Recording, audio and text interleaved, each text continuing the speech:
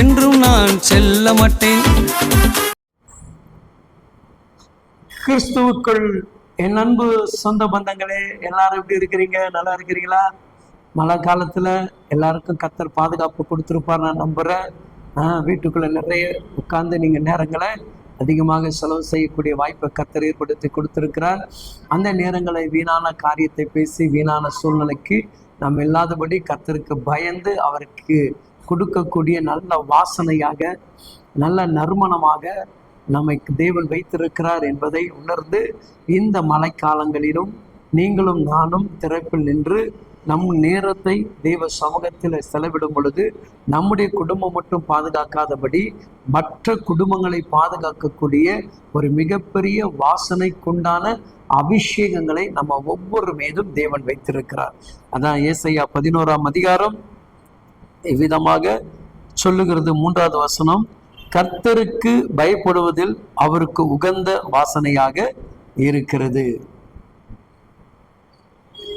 தேவனுக்கு பயப்படுகிற பிள்ளைகள் இந்த அழிவை கண்டு ஐயோ ஆண்டவரே, நாளைக்கு இந்த பகுதியில் வந்துடக்கூடாது, அந்த ஏரியாவுக்கு வந்துடக்கூடாது, எங்க தெருக்களை வந்துடக்கூடாது என்கின்ற ஒரு பயத்தோடு நீ செபிக்கும் போது இந்த செபம் என்ன பண்ணுதுங்க, நம்ம எல்லையும் காப்பாற்றுகிறது, அங்க தண்ணி புகர்ந்து போகக்கூடிய இடத்தையும் காப்பாற்றுகிறது. அப்ப தேவனுக்கு பயப்படுகிறவர்கள் எல்லோரும் கர்த்தருக்குண்டான வாசனைக்குரியவர்களாக தான் இருப்பார்கள் என்று திருமணி வசனம் சொல்லுகிறது. அப்ப அங்கு என்ன இருக்காதுங்க, ஒரு வேறுபாடுகள் இருக்காது, ஒரு கசப்புகள் இருக்காது, ஒரு வஞ்சனைகள் இருக்காது, ஒரு துர்குணம் இருக்காது, ஒரு காட்டி கொடுக்கக்கூடிய எண்ணம் இருக்காது, பிறரை குறை கூறக்கூடிய தன்மைகள் இருக்காது, பிறருக்கு அவதூறாக பேசி அவர்களை நக்கல் அடிக்கிறதும் அவர்கள் விழுந்து விட்டார்கள் என்று சொல்லி சிரிக்கிறதும் அது யாருக்கு இருக்காதுங்க, கர்த்தருக்கு பயப்படுவதில். கர்த்தருக்குள் பயந்து நடுகிறவர்கள் எப்பொழுது எப்படி இருப்பாங்களாம், வாசனையா தான் இருப்பாங்களாம். அந்த பிறருக்கு மகிழ்ச்சி கொடுக்கக்கூடியவர்கள் தான் இருப்பாங்களாம்.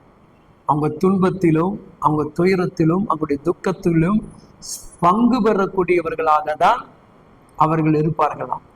நீங்க எப்படி இருக்கிறீங்க? உங்க வாழ்க்கை எப்படி இருக்குது? நம்முடைய தெய்வ பிள்ளைகள் யாராவது ஒரு பிரச்சனை விழுந்துட்டா இதுக்கு குறித்து நம்ம பேசுகிற வார்த்தைகள் எவ்வளவு பெருசு இல்லையா?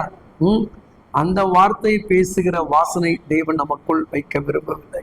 அதை தாண்டி அந்த நுகத்தை உன் ஜெபம் என்கின்ற வாசனை கிருபையினால் அவர்களுடைய வாழ்க்கைக்குள்ளும் அந்த மகிழ்ச்சியும் சந்தோஷத்தையும் உருவாக்கக்கூடியதாக தான் இருக்க வேண்டும் என்று சொல்லி நம் ஆராதிக்கக்கூடிய அந்த தகப்பன் விரும்புகிறார்.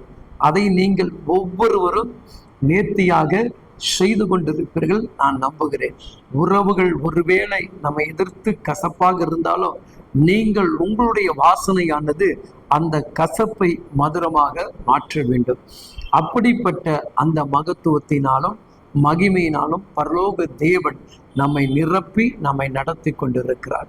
நீங்கள் எத்தனை பேர் உண்மையிலே உங்க குடும்பத்திற்கு, உங்க உறவுகளுக்கு, உங்க சபைக்கு நீங்கள் வாசனை உள்ள மகளாக இருக்கிறீங்களா, இல்ல அள்ளி தூற்றக்கூடிய நாத்தம் நிறைந்த வாசனையாக இருக்கிறீர்களா? கவனித்து பாருங்கள். நாம் எப்பொழுதும் நறுமணம் தரக்கூடிய மகத்துவம் உள்ளவர்களாக இருக்க வேண்டும். நற்குணமுடையவர்கள் நீங்கள் ஒவ்வொருவரும் கிறிஸ்துடைய அன்பை அப்படியே வெளிப்படுத்துகிறவர்களாக தான் இருக்க வேண்டும்.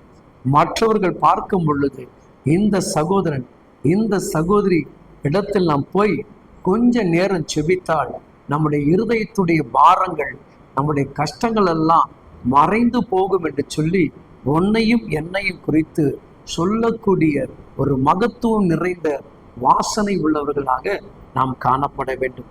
செய்வீர்களா? என் அன்பு தேவ பிள்ளைகளை, உங்க வாழ்க்கையில் நீங்கள் பலருக்கு நல்ல நறுமண தைலமாக, குணமாக்கக்கூடிய நல்ல மருந்தாக, ஆற்றி தேற்றக்கூடிய நல்ல அன்பு உள்ள மகளாக நீங்கள் ஒருவருக்கொருவர் ஊக்கமாக பாரப்பட்டு செவிங்க.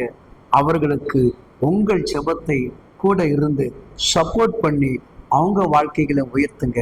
அதுதான் கிறிஸ்து கொடுக்கப்பட்ட அன்பின் வார்த்தை.